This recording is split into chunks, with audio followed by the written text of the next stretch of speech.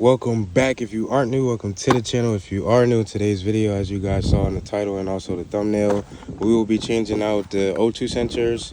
We'll be doing the upstream ones for now since we got a code for bank one. I'm not sure which bank one is, but we got the new Bosch O2 sensors here. We went with the OEM, which is Bosch. I already have this one loose, the actual sensor loose. I did it off camera before I even filmed this intro because I had to make sure I could get it off so I can film the video. We just have that one to do now, which is pretty tight still.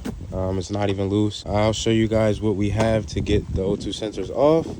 You're gonna need a crow's foot, or you're gonna need an actual special O2 sensor remover tool to get these bad boys off. So let's open one of these boxes real quick.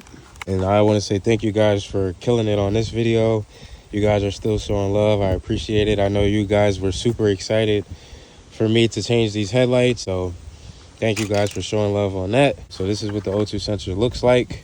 They said not to put any oh yeah, so they already have some type of anti-seize on here, as you can see, so we won't need to be putting any anti-seize on the threads, which is good. We're gonna check the other one because as you guys can see, I ordered them from 2 different places, but they are still Bosch. Yep, so as you guys can see, some anti-seize on the threads on this one as well, which is great.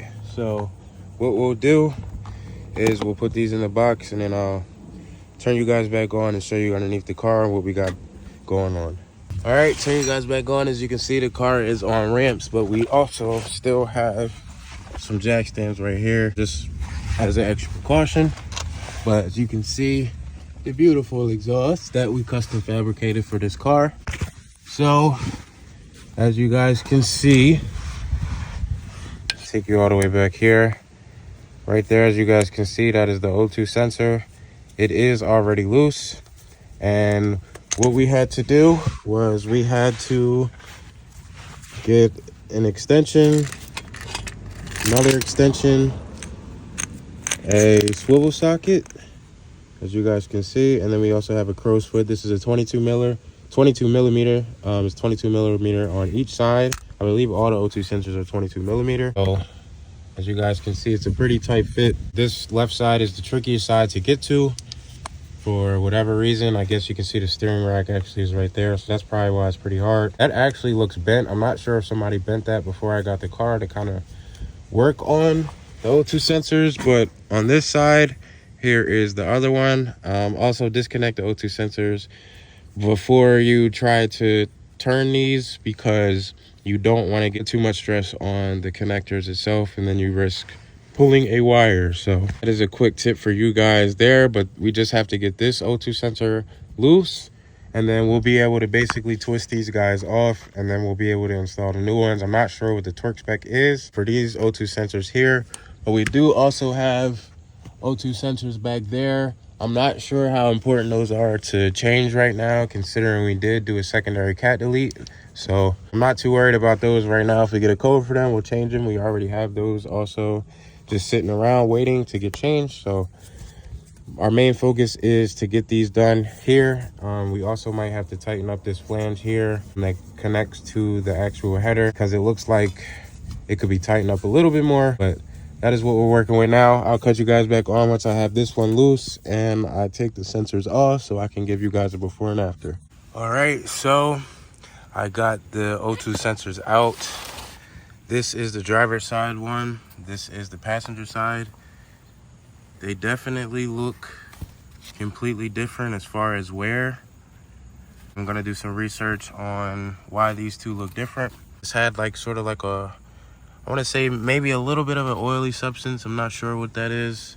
You can kind of see. Looks like it's a little bit oily. Not sure what that's about.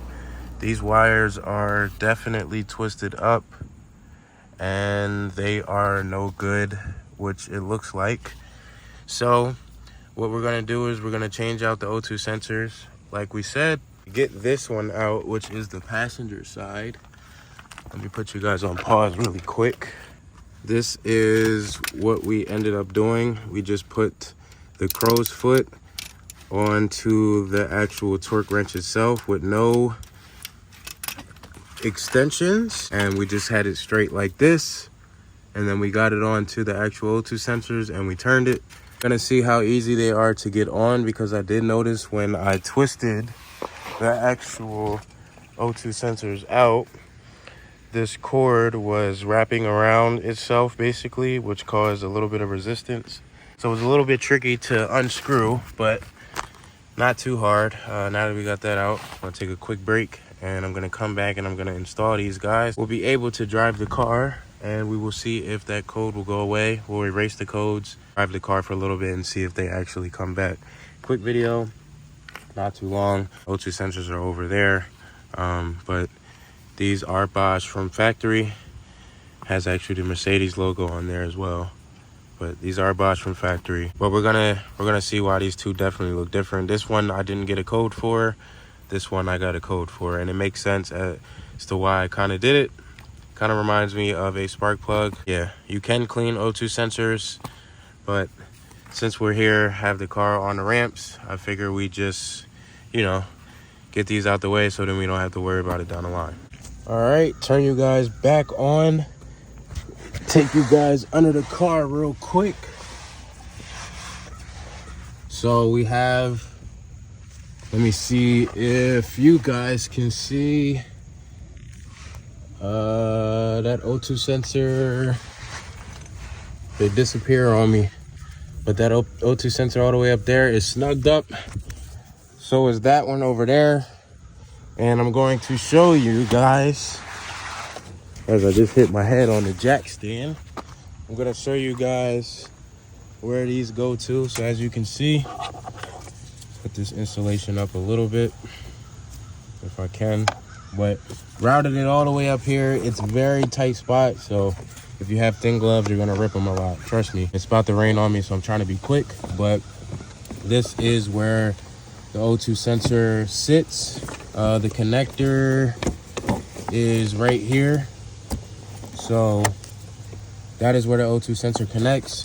Be sure to get a tiny flathead and lift these tabs up, because if you break them, you might not have a good connection and you might actually throw a code, probably thinking that it needs to be changed and it doesn't. So just make sure you guys lift these two tabs up on each side. You'll be able to pull this out. This is the O2 sensor on the passenger side, and this is the O2 sensor on the driver's side. This is the connector for that one as well. And they actually clip in. For whatever reason, this came out, but I think it's up against the firewall, but we'll figure that out. I believe the torque spec for these O2 sensors upstream are 40 foot-pounds. So I have my torque wrench, as you guys saw. What I'm gonna do is I'm gonna try my best to torque them up to spec, because I want these guys to be torqued up to spec. We just have to torque the O2 sensors up, connect them up, and job done. Take the car off the ramps and we'll be good to go with everything. Okay, cut you guys back on. I just got this one torqued up to 40 foot-pounds. Very tricky to do. You have to take your time. If you do not want to wait and take your time, it just will not get done. That one torqued to 40 foot-pounds also.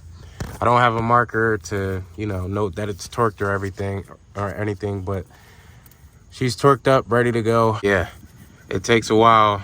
It definitely takes a while to get that torque down. I also get the wire ran. What I'm gonna do is I'm gonna try to see if I can get my hand up there now. As you can see, it's a very tight space. Kind of gotta move your body a little bit, get it to be where it needs to be. Just trying to get that cord clipped in, and I just got it. Kind of got to do it by feel. See if you guys can see. Yeah, you guys can see it a little bit right there. Got that clipped in, as you can see right there, clipped in, ready to go. We're gonna do the same on this side. We're gonna connect it up. We're gonna leave the car like this overnight, just because I did want to tighten up these bolts here, and it's about to rain on me. So I'm glad I got the O2 sensors done. In the next clip, I will connect everything up and leave it like that. You see, about to connect these guys up right now. Not sure if they go a certain way, but I think they go like that. But put you guys on pause real quick and I'll turn you guys back on once these two are connected.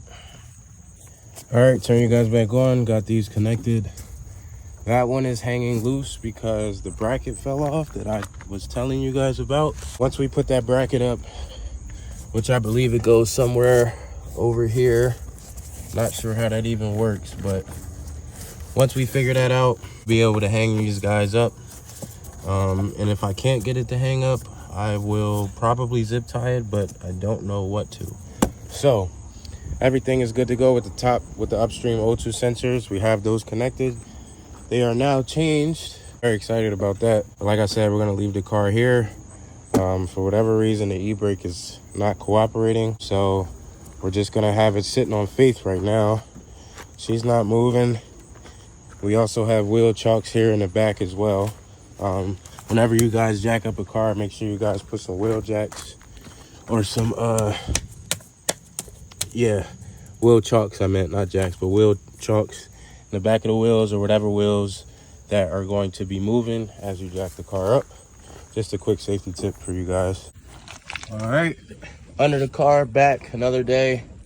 We got a slight oil leak right there, right where the drain bolt is, but that's nothing to worry about right now. Just keep an eye on it.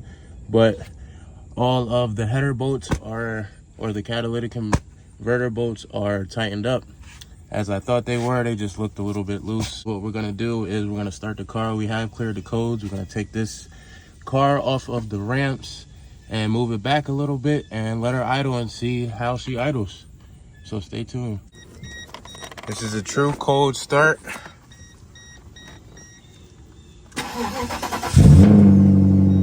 Oh, she cranks even better. Oh my goodness. So that's how she sounds at cold start. Condensation, which is normal. When the idle drops down, which it probably will in about 10 seconds, it'll go away. As you can see, we had some rain, so that's where all that's coming from. Still idles rough though. I thought it would idle a little bit better, but she still idles rough. Right now, we don't have any check engine light. Yeah, she still is idling rough. So what we're gonna do is we're gonna take her off the ramp safely, and then I'll cut you guys back on for the outro. So car is off now. She was idling really rough, but we're gonna go for a drive and we're gonna come back and see if the check engine light comes back on for the O2 sensors. We're actually gonna plug in that code reader here to see if we see anything else, because she is idling really rough. We do have some vacuum hoses that are cracking, which can cause a rough idle due to the evap system not reading correctly. So we're gonna put those hoses back in, or not back in, but we're gonna put new hoses in. Hopefully that'll sort that out. But I popped the hood up. She is off the ramps now. We're gonna move these out of the way so we can get her going for a drive. It was a little bit of rust on parts of the camshaft. They said that should be pretty normal for, you know, considering how long the car was sitting. So I have been told on forums that I just need to drive this car. So that's what we're gonna do. We're gonna drive her. Yes, I have washed the car off camera just as a first wash. I didn't really, you know, I didn't want to record it. I did at the same time, but we did wash her off camera. She's dirty now, but we washed her before. Paint correcting and everything and fixing up rust will most definitely be recorded, but she still looks pretty clean as she is. Just got a vacuum. When we do the full, like, deep interior detail, we'll remove the seats and everything, get underneath the carpets, or get underneath the seats and everything like that, get the carpets going. So I'll turn you guys back on once I'm back for a drive, but thank you guys for staying tuned. Make sure you guys drop a like, comment, share, subscribe, turn post notifications on. I will see you guys in the next video. Oh, what an exhaust, man. What an exhaust.